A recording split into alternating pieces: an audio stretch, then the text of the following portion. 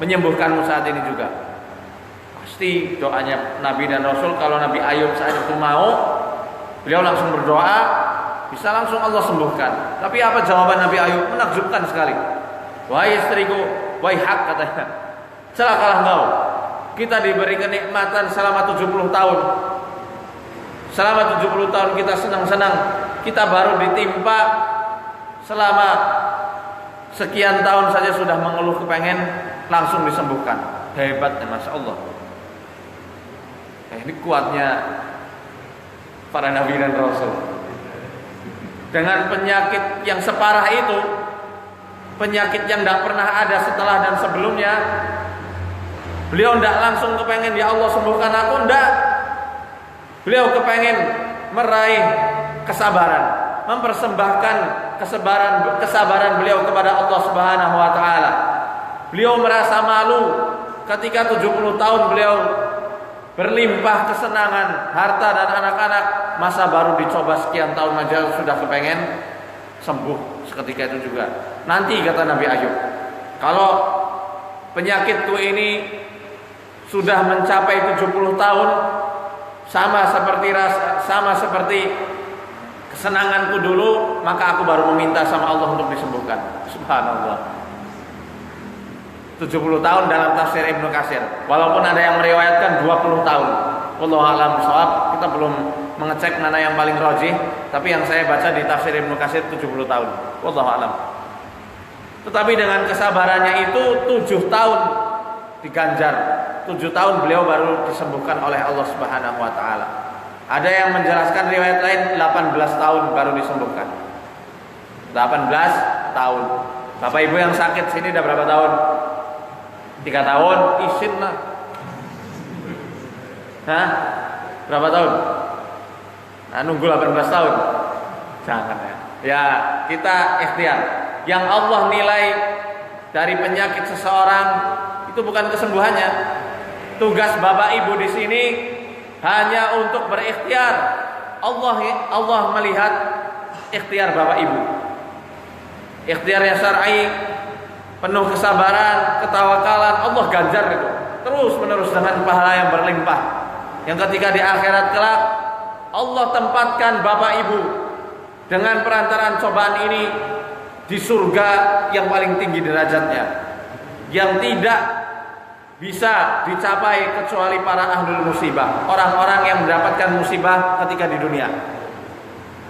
Hadis riwayat Tirmidzi, sanadnya hasan. Ya, seperti itu.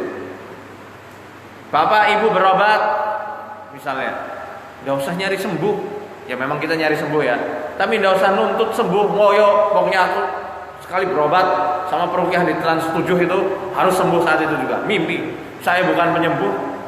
Saya kan juga cuma bisa mendoa. Kalau doanya dikabulkan Allah ya alhamdulillah, enggak ya alhamdulillah. Ikhtiar yang diminta Allah Subhanahu wa taala. Prosesnya yang Allah lihat, yang Allah nilai. Sembuh atau enggak urusannya Allah.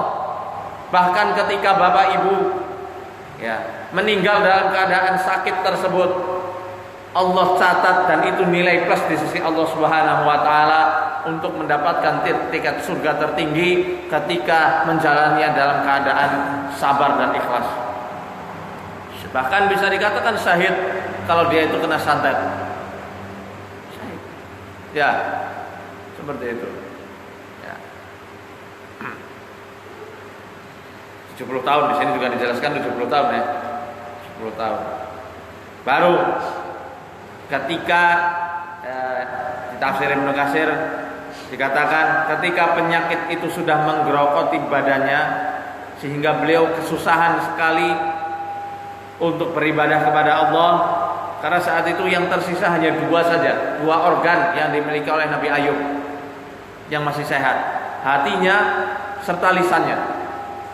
Cuma itu aja. Bayangkan luka seluruh tubuh, Allah alam ya, jelas ini katakannya luka. Tapi yang lain-lainnya tidak pernah dijelaskan dalam sebuah hadis pun. Ya. Luka seluruh tubuh, yang tersisa cuma yang sehat itu cuma lisan sama hatinya aja. Itu pun digunakan untuk berzikir selalu kepada Allah Subhanahu wa taala. Adapun yang meriwayatkan bahwasanya tubuhnya sampai digerogoti ulat, itu saya belum menemukan di hadis. Itu kisah Israiliyat yang besok akan kita bahas, nanti akan kita bahas, boleh atau tidaknya kita mengambilnya. Yang jelas di beberapa riwayat-riwayat yang bisa kita percaya cuma 2 yang tersisa. Baru ketika ada 2 sahabatnya yang saling bercakap-cakap, itu Nabi Ayub betul-betul sedih luar biasa. Sedih luar biasa. Karena sahabatnya itu menuduh yang enggak. Dikatakan katanya Nabi Ayub ini telah melakukan dosa besar yang belum pernah dilakukan oleh siapapun. Katanya adnaba bidan bin adim. Ini Nabi Ayub dikasih cobaan parah semacam ini, pasti dia pernah melakukan dosa besar. Terdengar di telinga Nabi Ayub, penyakitnya tambah parah karena rasa kesedihan beliau yang luar biasa mendalam. Takut kalau memang betul ada dosa yang selama ini dilakukan oleh Nabi Ayub. Baru saat itu beliau berdoa kepada Allah Subhanahu wa taala, bermunajat mohon ampun. Ya, karena penyakitnya semakin parah, setan menggerogoti terus-menerus menghembuskan penyakitnya supaya lebih parah dan parah. Dia berdoa, wa ayyuba idnada rabbahu anni massaniya dur wa anta arhamur rahimin. Dan ingatlah hambaku Ayub ketika dia berdoa, bermunajat kepada Allah Subhanahu wa taala, sesungguhnya aku ini ditimpa turun penyakit yang betul-betul menjadikan tubuhku ini lemah dan luar biasa sakitnya. Durun itu beda dengan marot ya. Marot sakit penyakit biasa. Durun penyakit yang luar biasa ganas, yang amat sangat menyakiti badan. Wa anta arhamur rahimin. Dan sedangkan engkau adalah Tuhan yang paling menyayangi aku. Ibaratnya, ya Allah,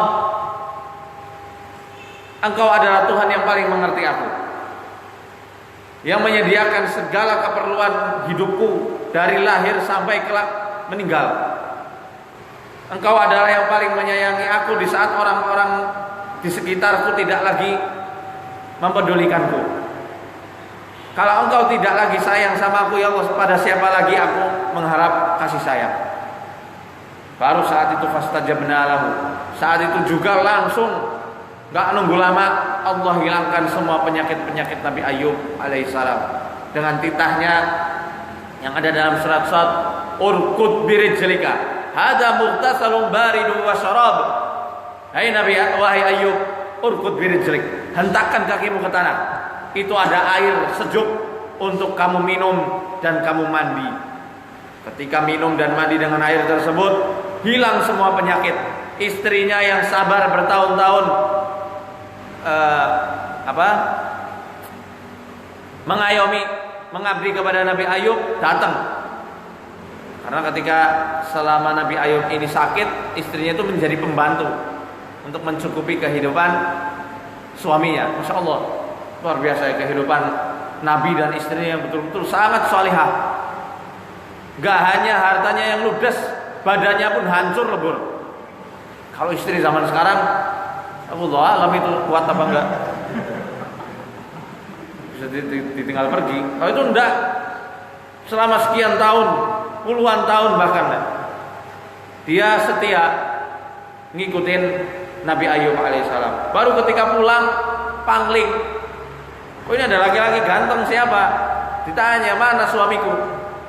Apa kamu melihat orang sakit di sekitaran sini? Nabi Ayub senyum-senyum aja. Aku ini Ayub. Istrinya masih belum percaya. Mana suamiku? Aku ini Ayub. Sampai ketiga kalinya ditegaskan sama Nabi Ayub, wahai istriku, Allah Subhanahu wa taala telah menghilangkan segala penyakit-penyakit yang aku derita selama puluhan tahun. Dan inilah aku. Sama persis, bersih kulitnya, sehat badannya, seperti belum pernah sakit sama sekali. Dan dikembalikan lagi harta-hartanya. Dan ketika beliau berhubungan, Allah ganti, wa atainahum mithlahum ma'ahum. Allah ganti anak-anak, ke-12 anak yang telah wafat, dengan kembar dua. Setiap lahir bayi kembar dua lahir, jadi anaknya 24. Subhanallah. Ini buah dari kesabaran orang-orang yang diberikan musibah oleh Allah Subhanahu wa taala, yang menjalinnya dengan penuh keikhlasan dan kesabaran, penuh rasa cintanya kepada Allah, penuh rasa malu dan tawakal kepada Allah Subhanahu wa taala tanpa mengadu pada siapapun. Nabi ini loh. Dan Nabi Ayub inilah yang akan dijadikan hujjah oleh Allah Subhanahu wa taala kelak di hari kiamat. Ketika ada orang yang terkena penyakit, terkena musibah, dia berputus asa dari rahmat Allah, bahkan sampai murtad, Allah akan hadirkan Nabi Ayub. Ini hambaku yang aku timpakan cobaan, yang aku timpakan musibah, yang mana musibah ini belum pernah dialami oleh orang-orang sebelumnya dan orang-orang setelahnya. Maka siapa kamu sehingga murtad dari agamaku? Nabi Ayub yang akan dijadikan hujjah kelak. Musibah kita, ujian kita tidak sebesar beliau, tidak separah beliau. Alhamdulillah, walaupun mungkin kena gangguan jin, kena sihir, masih ada keluarga yang mengayomi, anak-anak masih ada, bapak ibu masih sehat, harta masih ada. Coba kalau semuanya dicabut, bingung, promo, bisa-bisa endat, gantung diri.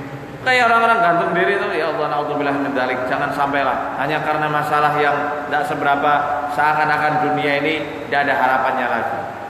Inilah salah satu hikmah yang bisa kita petik dari kisahnya Nabi Ayub alaihissalam yang diganggu oleh setan saat itu.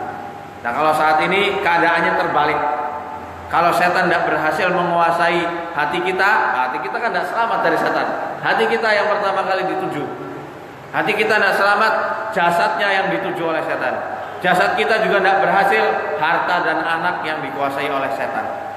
Makanya ujian peruqyah kadang berat. Ya nggak hanya peruqyah aja, orang-orang secara umum, khususnya peruqyah. Hatinya tidak berhasil dikuasai, jasadnya akan dia ganggu. Jasadnya nggak kena ganggu karena rutin minum herbal mungkin. Maka harta serta anak-anaknya yang kena ganggu, istrinya tidak jelas. Misal seperti itu. Inilah ujian, kebalik ya. Kalau Nabi Ayub dari harta dulu, harta dan anak-anaknya, baru kemudian jasadnya. Kalau kita hati dulu, hati tidak berhasil, jasadnya. Jasad tidak berhasil, harta, anak serta keluarga. Makanya pembentengan dalam ruqyah syariah harus menyeluruh, gak hanya untuk kita saja. Bisa dipahami Bapak Ibu? Tata cara pengobatan yang ada di sini tentu ketika masih dalam keadaan yang bisa terkendali, kondisi jiwanya masih bisa stabil, tidak terlalu labil. Obat utama adalah dengan doa, mendengarkan ayat-ayat ruqyah, ayat-ayat Quran, doa-doa yang masyhur dari Nabi Shallallahu Alaihi Wasallam. Tapi ketika penyakit tersebut sudah mulai menyerang fisik dan mengganggu ibadah, maka pengobatannya harus lebih dari itu. Harus ada aksi yang nyata. Karena itu sudah fisik gangguannya, maka kita lawan dengan obat yang juga fisik, yang secara fisik nyata. Karena ada obat yang batin, obat yang lahir. Obat batin ya obat kolbu, yakni Quran, ya sholat, sedekah. Obat fisik ya herbal-herbalan, baik herbal atau mandi atau uap, ya dengan diuap, dan pengobatan-pengobatan yang lainnya. Kemudian kalau stres, kondisi jiwa sedang sangat tertekan, ingat, catat baik-baik, ini keluar di ujian. Keluar di ujian nih, catat. Kondisi tekanan jiwa benar-benar sedang tertekan, gunduli kepalanya. Karena orang ketika stres itu kan panas kepalanya. Uap-uap yang ada di badannya naik semua ke kepala, gunduli. Gundul ceprul, pelontos, syukur dibekam kepalanya. Setelahnya, kalau sudah sampai menyerang fisik atau belum menyerang fisik, sebagai tindakan preventif, mandi sebelum subuh sejam itu. Sejam sebelum subuh. Guyur kepalanya. Urkud birijlik, hada muktasal. Ini air untuk kamu mandi wahai Ayub. Kisahnya Nabi Ayub. Mandi. Itu pengobatan juga. Pakai 7 helai daun bidara, mafi muskilah. Boleh. cari 7 helai daun bidara, tumbuk, bacakan ayat ruqyah, guyurkan di kepala. Hadza mughtasalun baridu wa syarab. Harus menggunakan air dingin, jangan air panas. Air dingin untuk gangguan jiwa. Jangan pakai air panas, enak aja. Air dingin di tengah malam, di sepertiga malam. Wasyarab, dan air sejuk untuk kamu minum. Nah, minumannya apa? Herbal-herbalan. Air-air yang bagus, air zam-zam boleh, air-air ruqyah, nah, itu bagus untuk diminum setiap hari. Jadi harus ada yang dikonsumsi. Intinya kita ambil secara garis besar, ada yang dimandikan pengobatan luar, ada yang diminumkan pengobatan dalam. Baik dengan air zam-zam atau herbal-herbal, jamu-jamu yang mendukung proses ruqyah syariah itu sendiri. Bisa dipahami? Oke. Lanjut ya. Kita selesaikan ini lah bab 3. Kemudian kisah penentangan iblis terhadap Nabi Isa alaihissalam. Di situ dijelaskan bahwasanya ketika iblis datang, dia merayu, "Hai Isa, kamu ini adalah Tuhan semesta alam. Kamu bisa menghidupkan, bisa mematikan." Ya, di situ gitu kan. Ditolak langsung sama Nabi Isa. Ini was-was. Kadang ada yang semacam ini di sekitaran kita, menimbulkan rasa ujub, menimbulkan rasa superior. Oh, aku ini orang hebat, selain gua orang cemen semua. Pacai kabeh. Kadang seperti itu. Tapi harus didebat seperti yang dilakukan oleh Nabi Isa alaihissalam, didebat. Bukan. Aku bukanlah Tuhan. Aku hanya hamba Allah Subhanahu wa taala. Tuhanku Allah yang menghidupkan siapa yang berhasil aku hidupkan, dan mematikan siapa yang berhasil aku hidupkan dengan izinnya. Terus menerus dia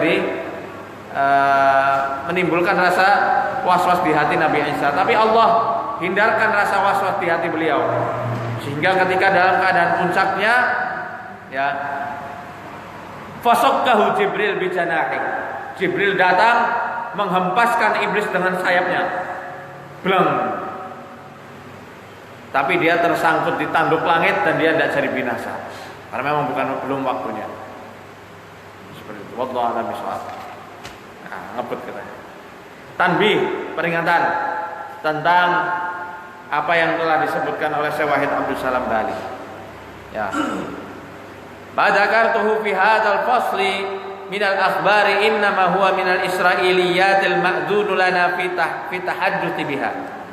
Apa yang telah aku sebutkan pada cerita-cerita Nabi tersebut adalah sebuah cerita dan kisah-kisah dari Bani Israel, atau yang terkenal dengan Israiliyat.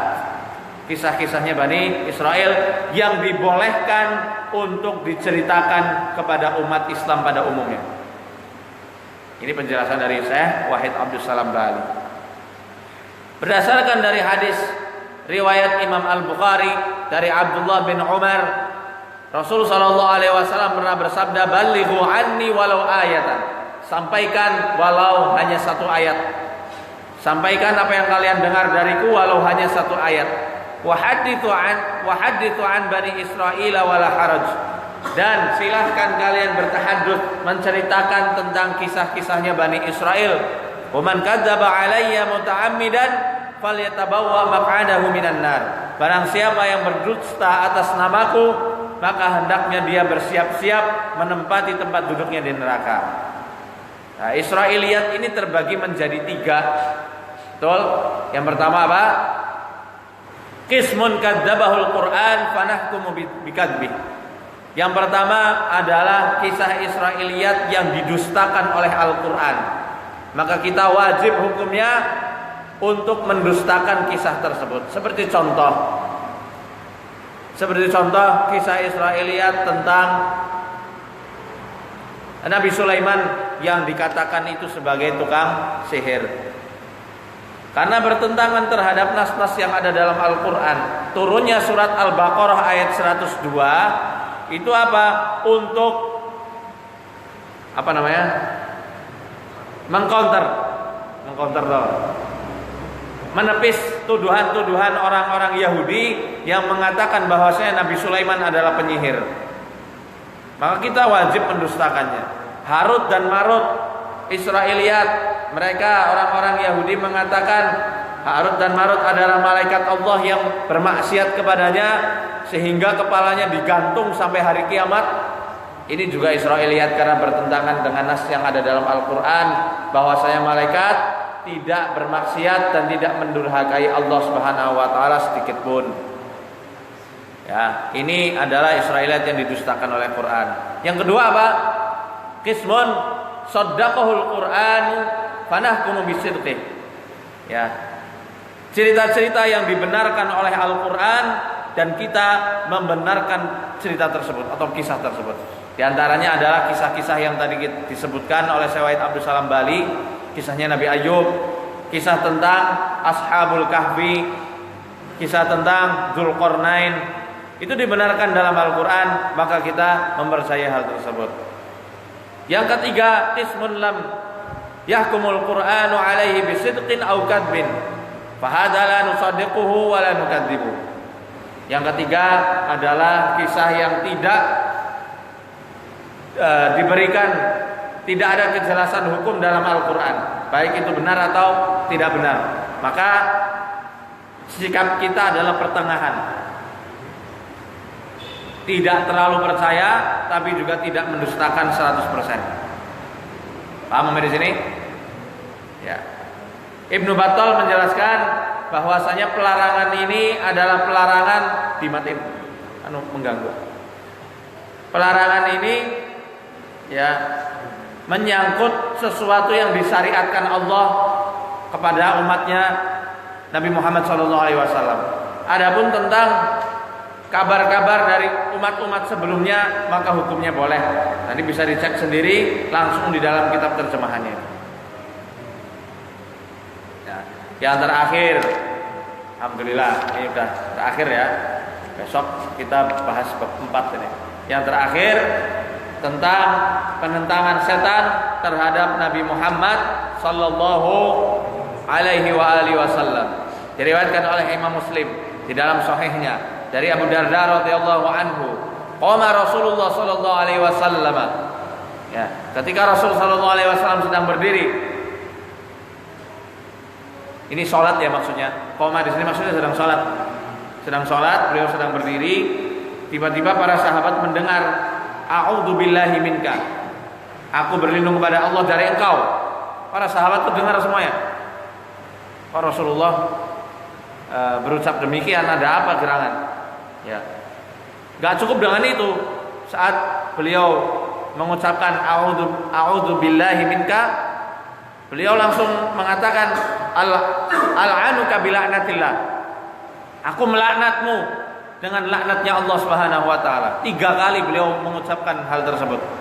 Wa basata yadahu ka'annahu yatanawalu syai'an. Beliau langsung mengulurkan tangannya seakan-akan beliau sedang menggenggam sesuatu, sedang meraih sesuatu. Sahabat makin bingung, ada apa ini? Kok tumben-tumbenan gitu ya? Rasulullah begini waktu sholat, ada apa? Apa yang terjadi? Baru ketika selesai sholat, para sahabat bertanya, ya Rasulullah, qad sami'naka taqulu fi sholati syai'an lam nasma'ka taqulu qabla dzalika wa ra'aynaka basatta yadak. Wahai Rasulullah, kami mendengar suatu ucapan yang kami belum pernah mendengar doa tersebut sebelumnya, yang belum pernah mendengarkan ucapan tersebut sebelum ini. Dan kami juga melihat engkau seakan-akan sedang meraih sesuatu. Apa yang terjadi? Para sahabat bertanya. Inna aduwallahi iblis, kata Rasul. Sesungguhnya musuh Allah, iblis, ya. Ja'a bisihabin minan nar. Ya. Ja'a bisihabin min narin. Iblis datang kepadaku membawa obor dari api. Liyaj'alahu fi wajhi, untuk disulutkan pada wajahku ini. Maka aku langsung berkata, a'udzu minka tsalatan, a'udzu billahi minka tsalatan. Ya, 3 kali a'udzu billahi minka. Kemudian berkata al'anuka bila'natillah 3 kali juga. Ya. Saat itu iblis langsung tidak bisa mencelakai Rasul sallallahu alaihi wasallam. Tsumma aradtu akhdahu.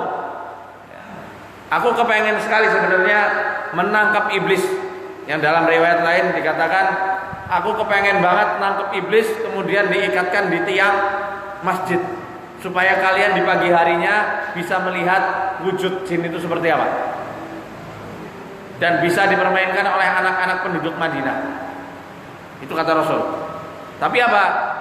Wallahi, demi Allah, laula da'watu akhina Sulaiman, kalau tidak karena doanya Nabi Sulaiman alaihissalam, la asbaha muwattiqan yal'abu bihi waldanu ahli Madinah.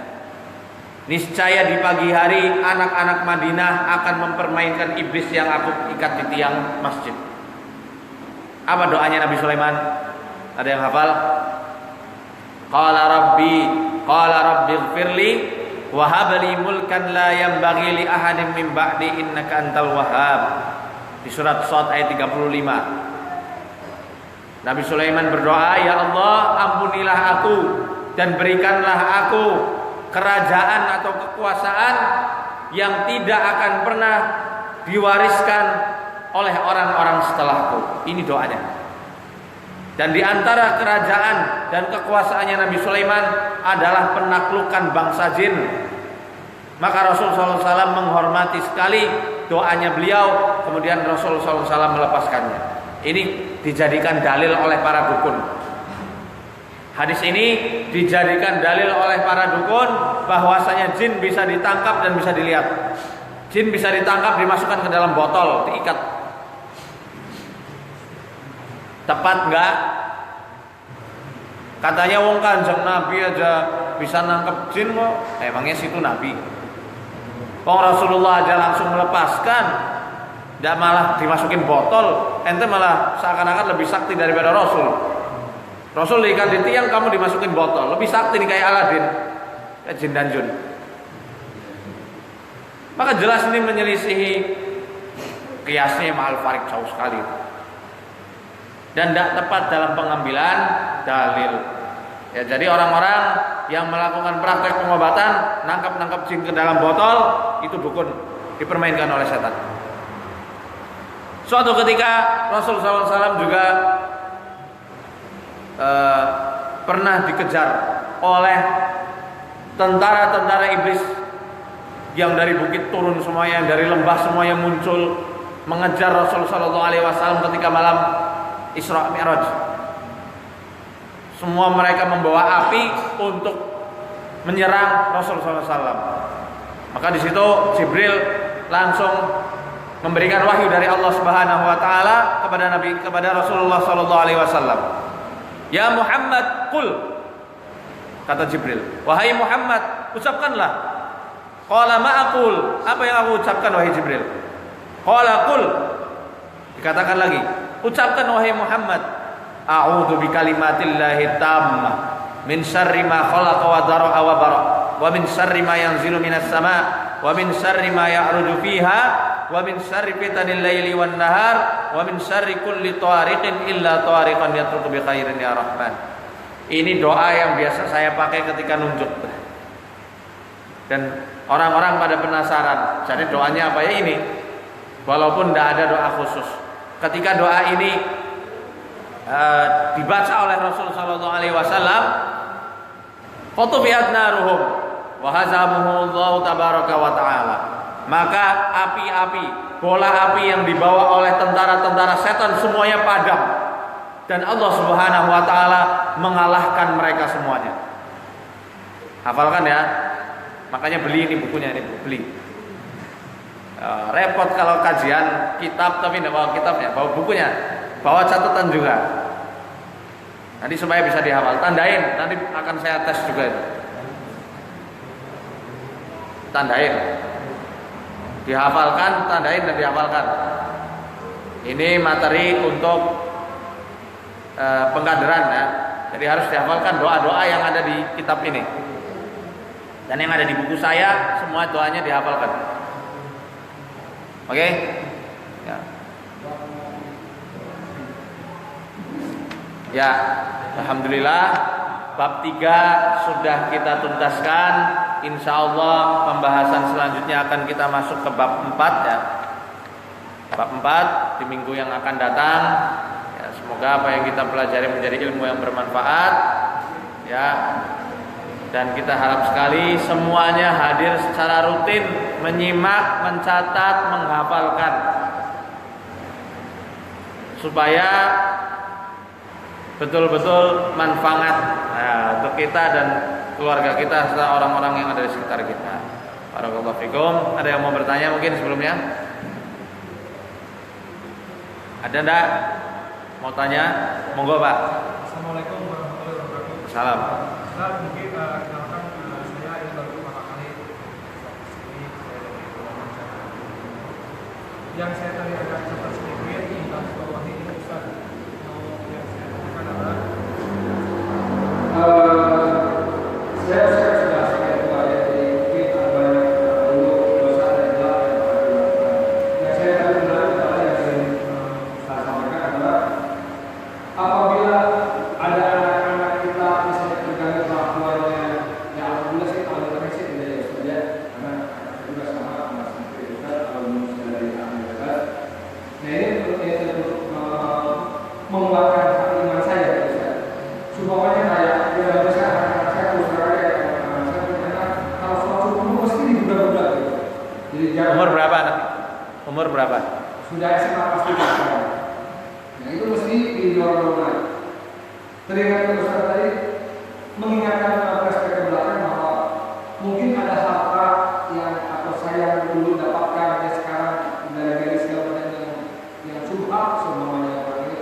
Nah untuk bertobat atau kami ini bagaimana Ustaz supaya bahwa barangkali ada makanan yang pernah kita berikan buat anak-anak dan yang Salam.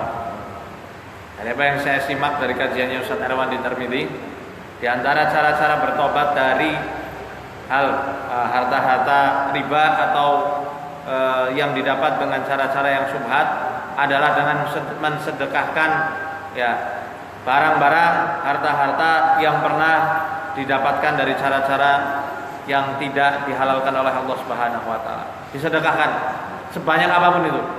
Sisanya, nah itu yang kita makan, itu yang kita teruskan. Itu yang saya pernah dengar dari Ustaz Erwan di Tirmidzi. Karena beliau lebih pakar, maka saya kutip fatwa dari beliau. Ya. Adapun sholat subuh kok susah untuk umur kelas 3 SMA, umur berapa itu? 16 tahun. Jangankan umur 16, 10 tahun aja suruh digitik sama Rasulullah SAW. Ayo, dipaksa. Mau tidak mau, kudu dipaksa. Cipratan air. Dengan pemaksaan itu akan menjadi kebiasaan. Biasanya kalau yang memaksa keluarga sendiri memang susah. Kalau putra-putri dimasukkan ke pondok, lebih mudah. Zaman saya sadis tuh. Saya pernah cerita ya. Saya kelas 5 waktu itu di pesantren saya nggak sebutin lah. Kelas 5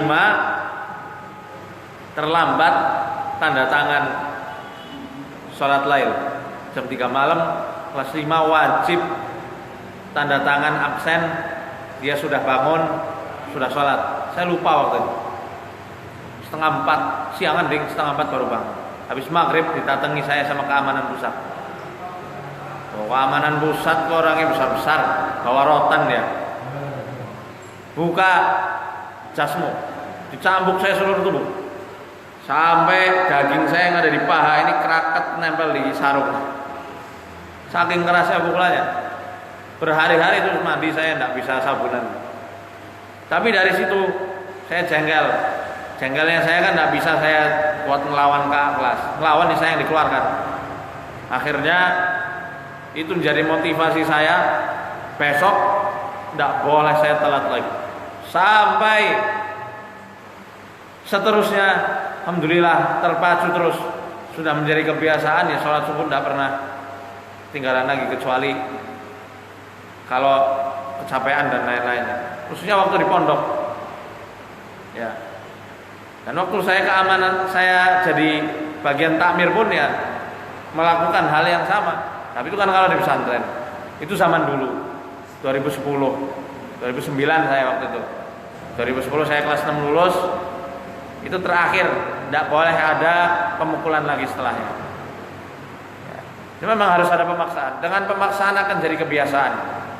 Kebiasaan tidak akan pernah tercapai tanpa adanya pemaksaan diri untuk melakukan hal tersebut. Jadi kalau sudah jadi kebiasaan, terlambat sedikit saja rasanya mangkel luar biasa. Dendam, besok harus sholat subuhnya tepat waktu, harus qiyamul lailnya jalan, pasang alarm, atau dia akan terpacu untuk berusaha gimana caranya dia bangun. Itu sih di proses pendidikannya. Dan tidak perlu pakai cambukan sih Pak. Ini saya cuma sharing kisah lama saya saja. Jadi jangan pakai cambukan. Ya pakai cara gimana caranya? Kalau malam misalnya sita HP-nya, karena biasanya kan anak zaman sekarang dia kesiangan karena gadget, sampai malam chattingan atau apa. Nah itu juga salah satu yang membuat susah bangun subuh. Kemudian kalau untuk antum yang susah bangun subuh juga, biasakan ketika pagi menghirup air ke dalam hidung, dalam-dalam keluarkan. Syukur-syukur mandi segar nantinya dan tidak ngantuk ketika sholat subuh. Gitu. Ada yang lain mungkin? Sebelum kita tutup, kopinya sudah melambai-lambai itu. Oke. Waalaikumsalam.